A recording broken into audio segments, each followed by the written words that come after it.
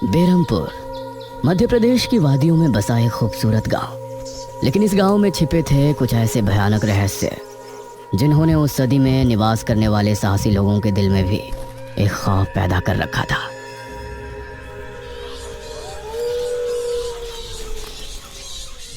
आज तो बहुत दिनों के बाद मित्रों से मिलना हो रहा है, बहुत आनंद आएगा। अरे मदन, कहाँ जा रहा है इस समय?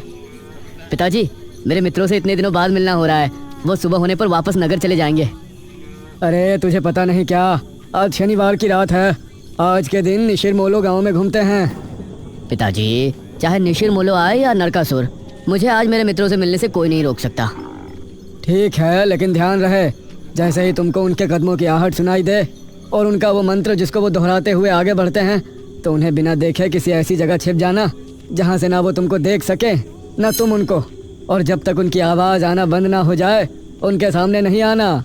वो 4 भयानक आदमी होते हैं जो अपने कंधों पर एक ताबूत को उठाए होते हैं, और अगर कोई उन्हें देख ले तो वो जिंदा नहीं बचता। मुझे पता है पिताजी, अब मैं चलता हूँ। ये कहकर मदन घर से निकल गया, लेकिन उसके पिता के चेहरे पर उसकी फिक्र साफ नजर आ रही थी। निशिर मोलो आ जाएंगे और साथ ले जाएंगे।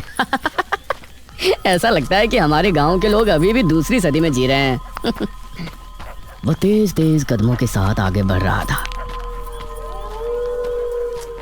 कुछ देर बाद उसे जंगल की तरफ एक पगडंडी वाला रास्ता नजर आया। यहाँ से जाऊंगा तो जल्दी पहुंच जाऊंगा, यहीं से आगे बढ़ता हूँ। बिना ज्यादा सोचे वो जंगल के अंदर बने उस पगडंडी वाले रास्ते पर आगे बढ़ गया।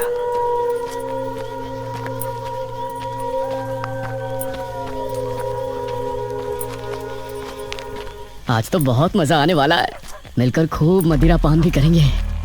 तभी उसे भारी कदमों की आहटों के साथ कुछ आवाजें सुनाई देने लगी। इन आहटों और आवाजों को सुनकर वह एकदम से चौंक पड़ा और उसकी आंखें डर से बड़ी हो गई। हे भगवान! वो जल्दी से झाड़ियों की तरफ भागा और उनमें छिपकर बैठ गया। वो झाड़ियों की ऊंट में बैठा लंबी लंबी सांस ले रहा था। वो आवाज़ें अब और ज़्यादा साफ होने लगी थी। उसे यकीन था कि अब वो लोग उसके करीब ही आ रहे हैं। उसने धीरे धीरे छिपकर अपनी एक आंख से उनको देखा और वो हैरान रह गया।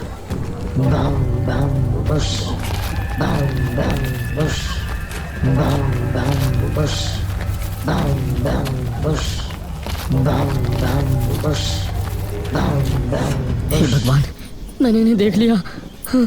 मदन पूरी तरह से झाड़ियों में छिप गया और कुछ देर अपनी सांस तक रोके वहां छिपा रहा। फिर उसने धीरे से झांक कर देखा तो अब वो लोग कहीं नजर नहीं आ रहे थे। लगता है चले गए। वो वहां से निकला और दोनों तरफ देखा तो वहां कोई नजर नहीं आया। शुक्र है भगवान, उसने एक कदम बढ़ाया ही था कि तभी उसे फिर से वही आवाजें अपने ठीक पीछे से सुनाई देने लगी। उसने एक झटके से पलट कर देखा तो वो चारों ताबूत वाले शख्स ठीक उसके पीछे खड़े थे।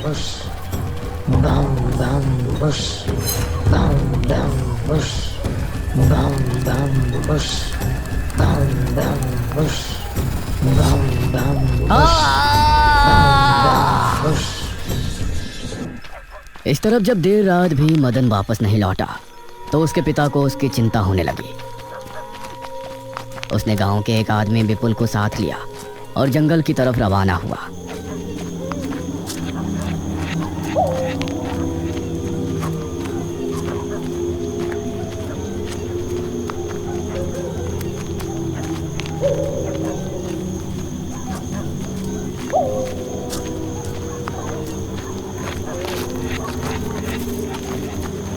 काफी देर बाद एक बरगद के पेड़ के पास जाकर उनके कदम रुक गए और आंखें खौफ से फट पड़ी। उन्होंने मदन को रहस्यमयी परिस्थिति में पाया। उसके चेहरे पर डर और आंखों में खौफ ऐसा नजर आ रहा था कि जैसे उसने हादसे से पहले बहुत ही भयानक मंजर देखा हो। मदन! 400 साल बाद अंधेरा जंगल, सुनसान रास्ता, चारों तरफ सिर्फ पेड़ पौधे और कोहरा। मेघना उनके बीच अकेली खड़ी थी। कोई है? क्या यहाँ कोई है? उसने कुछ कदम आगे बढ़ाए। उसके सवाल का कोई जवाब तो उसे नहीं मिला, लेकिन कुछ टपकने की टप टप की आवाज अब उसे बराबर आ रही थी। मैं यहाँ क्या कर रही हूँ? कौन लाया है मुझे यहाँ पर? वो खुद को वहाँ पाकर बहुत परेशान थी। तभी उसने देखा कि कोई चीज़ उड़ती हुई उसी की तरफ आ रही है। वो उसे हैरानी से देखने लगी। पास आने पर पता चला कि वो कोई विशालकाय भयानक पक्षी था। बचाओ! मेघना उससे बुरी तरह से डरकर भागने लगी और वो उसका पीछा कर रहा था। मेघना ने उसे पीछे पलटकर देखा तो वो उसको पकड़ने ही वाला था, लेकिन तभी मेघना एक पेड़ से टकराई। उसने देखा कि उस पेड़ से हरे रंग का पानी टपक कर नीचे गिर रहा था। मेघना उस हरे पानी को गौर से देख रही थी। तभी अरे ओ मेघना, उठ जा यार, कब तक सोएगी? मेघना आंखें मलते हुए नींद से जागी। उसने देखा कि सुबह के 9 बज चुके थे। ओह शिट, हम तो लेट हो गए। तूने मुझे उठाया क्यों नहीं? मेघना अपनी एक पार्टनर इशिता के साथ दिल्ली में रह रही थी, जहां वो एक लैब में काम किया करती थी। दोनों ने साथ नाश्ता किया और फिर तैयार होकर अपनी लैब के लिए निकल गई।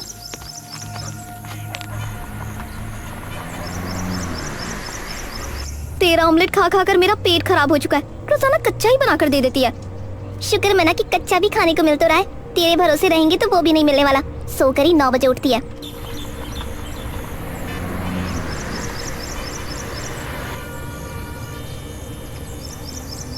ये दोनों लैब में पहुंची और वहां जाते ही इशिता के पास प्रोफेसर जयदेव की कॉल आई। तुम दोनों ने इस बार बहुत समय ले लिया है। जो एंटीडोट बनाने का काम तुमको दिया था वो पूरा करोगे या नहीं? प्रोफेसर साहब, बस ये समझ लीजिए कि काम होने ही वाला है। आप हमें 3 दिन का समय और दीजिए। ये कहकर उसने कॉल काट दिया। तो इतने दिनों से प्रोफेसर को घुमा रही है, आखिर तो ये एंटीडोट तैयार करेगी कैसे? ये सुनकर इशिता ने एक किताब निकाली।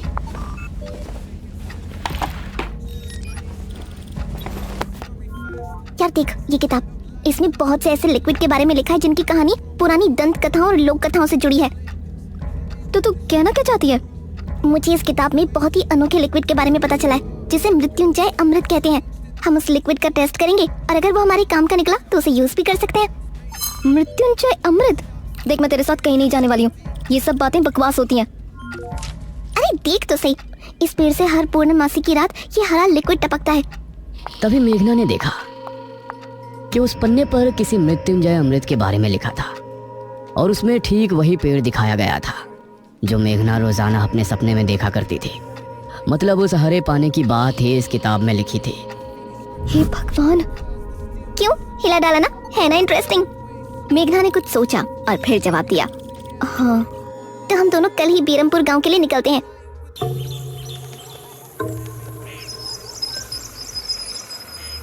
ये दोनों अगली सुबह ही बस से बेरमपुर के लिए निकल गई।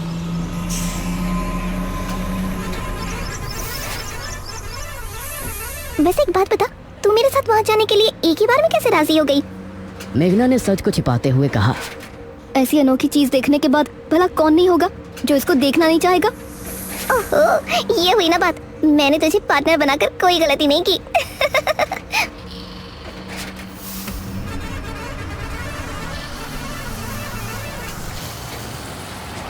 ये दोनों 5 घंटे के सफर के बाद एक जगह उतरी। इनके ठीक सामने एक बड़ा सा गेट था जिस पर नाम लिखा था बीरमपुर। इशिता और मेघना ने जैसे ही गेट के अंदर कदम रखा तो अचानक से मौसम बदला। सूरज मानो बादलों के पीछे छिप गया और एक हवा अपने साथ आंधी ले आई। अरे वाह, गांव का मौसम तो बहुत ठंडा है। इधर गांव के लोग भी अचानक बदलते मौसम को देखकर हैरान रह गए। अरे ये क्या, अभी तक तो काफी गर्मी थी, ये अचानक आंधी कहाँ से आ गई? मुखिया जी, लगता है बारिश भी जरूर आएगी। इधर मेघना और इशिता दोनों ही गांव की तरफ बढ़ रही थी। यार ये गांव के लोग ठीक तो होंगे ना? गांव के लोग तो ठीक ही होते हैं, अजीब तो हम शहर वाले होते हैं। ये बात तो तूने बिल्कुल पते की कही। इशिता और मेघना दोनों गांव के चौक पर पहुंची। वहां एक कुआं भी था और वहीं मुखिया भी 2 आदमियों के साथ खड़ा था। अरे बच्चियों, तुम दोनों कौन हो? अब नमस्ते जी, मेरा नाम इशिता है और यह है मेरी दोस्त मेघना। अच्छा बेटा, वैसे हमारे गांव में किस वजह से आना हुआ? वो असल में वो अंकल, हम लोगों को अपनी स्टडी के लिए 5 गांवों के बारे में लिखना है, इसलिए हम लोग यहाँ आए हैं। इसके बाद और 4 गांवों में जाएंगे। ओह अच्छा, फिर तो ठीक है बच्चों। हम तुम्हारी जितनी हो सके उतनी मदद करेंगे। जी अंकल, क्या हमें यहाँ कुछ दिन के लिए रहने के लिए कोई घर मिलेगा किराए पर? अरे बच्चों, तुमको किराए की घर की क्या जरूरत है? तुम दोनों जब तक चाहो मेरे ही घर में रह सकती हो। ठकुराइन वैसे भी लड़कियों से बहुत प्यार करती है। जी शुक्रिया अंकल।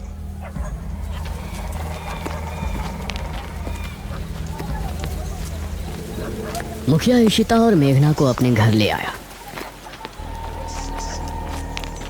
तभी घर के मंदिर में जल रहा दीपक बुझ गया। अजी सुनती हो ठकुराइन? जी आई। ठकुराइन कमरे से बाहर आई। नमस्ते आंटी। नमस्ते बेटा। ओ जी, ये प्यारी प्यारी बच्चियाँ कौन है?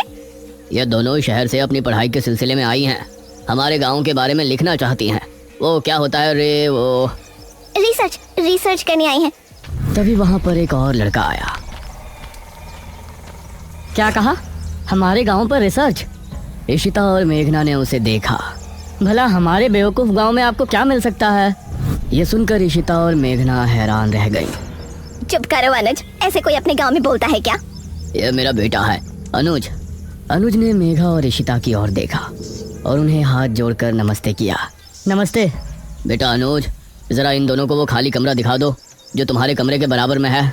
ठीक है पिताजी। आओ देवियों। देवियों? अनुज कॉरिडोर से होते हुए उनको कमरा दिखाने ले जाने लगा। इसी समय गांव के मंदिर में बैठा पुजारी भगवान की आरती कर रहा था। तभी अचानक से दिया बुझ गया। ये संकेत तो ठीक नजर नहीं आ रहे। हे प्रभु रक्षा करना। वैसे आप लोगों को रिसर्च करने के लिए यही गांव मिला था?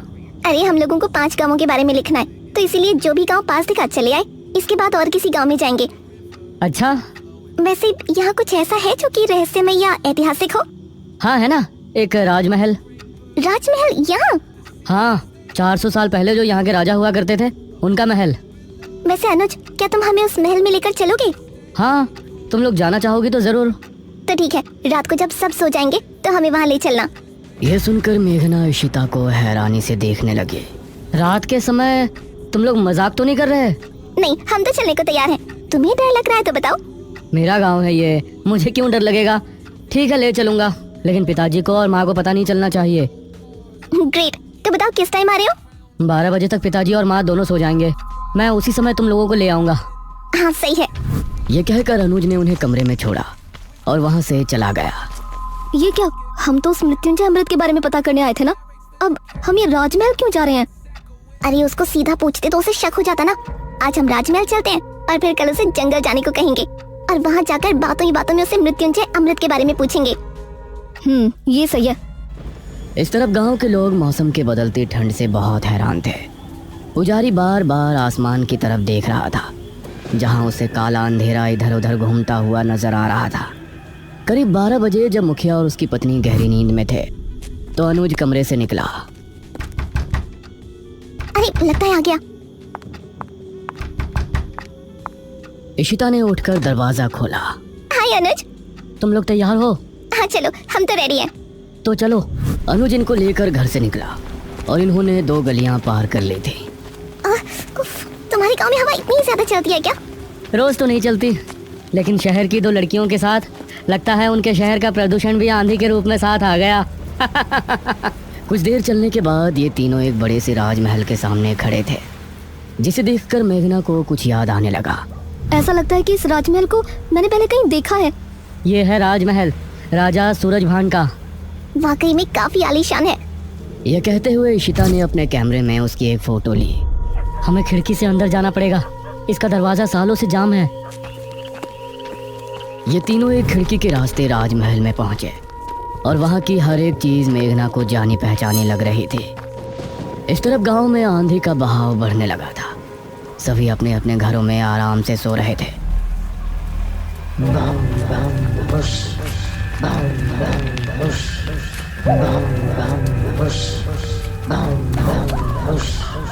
अरे ये आवाज तो निशिरमोलो। गांव के सभी लोगों के दिलों में खौफ उतर आया। उसी समय मुखिया के कमरे में गांव का पुजारी हड़बड़ाता हुआ पहुंचा। मुखिया जी उठिए। मुखिया चौंकता हुआ नींद से जागा। क्या हुआ पुजारी जी, इतनी रात में आप? गांव में निशीर मोलो की आवाज गूंज रही है। सब बहुत डरे हुए हैं। पुजारी जी, ये कैसे हो सकता है? निशिर मोलो यहाँ कैसे आ सकते हैं? वो तो कई सालों पहले सो गए थे। जरूर कुछ ऐसा हुआ है जिससे वो जाग उठे थे। हमारा मन बहुत विचलित हो रहा है।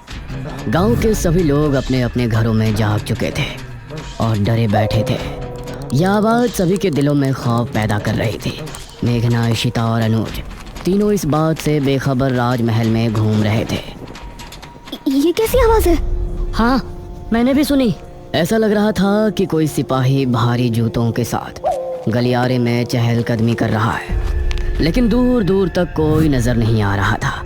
उसी समय गांव के दो आदमी संपत और कप्ता जंगल की सरहद पर बैठे हुए जुआ खेल रहे थे। अरे संपत यार, चल घर चलते हैं, अब बहुत समय हो गया। ओहो, अब तू हार रहा है तो घर चलते हैं। अरे चुपचाप पूरी बाजी खेल, इससे पहले तो मैं तुझे जाने नहीं दूंगा। हाँ। ये सुनकर कप्ता फिर से उसके साथ पत्ते बांटने लगा। उन दोनों को यह आवाज सुनाई दी। तेज आंधी की हवाओं में उनकी आंखें बहुत मुश्किल से खुल रही थी। उन दोनों ने देखा कि सामने से 4 आदमी अपने कंधों पर एक ताबूत उठाए मंत्र पढ़ते हुए चले आ रहे हैं। संपत और कप्ता इससे पहले कुछ करते, वो चारों आकर उनके सामने रुक गए। हवा का रुख थोड़ा कम हुआ। वो चारों अपनी लाल चमकती आंखों से संपत और कप्ता को घूर रहे थे। इधर इशिता, मेघना और अनुज को एक दरवाजा खुलने की तेज आवाज सुनाई दी और वो चौंक पड़े। न जाने उस दरवाजे से कौन निकला जिसको देखकर ये तीनों चौंक पड़े। वहीं संपत और कप्ता के सामने खड़े वो चारों शख्स जो कि निशिर मोलो थे, उनके कंधों पर रखा ताबूत खुल गया और उसके खुलते ही संपत और कप्ता की चीख पूरे गांव के लोगों ने सुनी, जिसे सुनकर सभी गांव के लोग डर गए।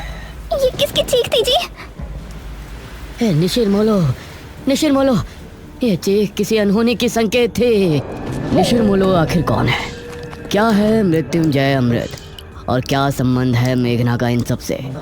इन सभी सवालों के जवाब जानने के लिए हमारे साथ जुड़े रहिए इस कहानी के अगले भाग में भी।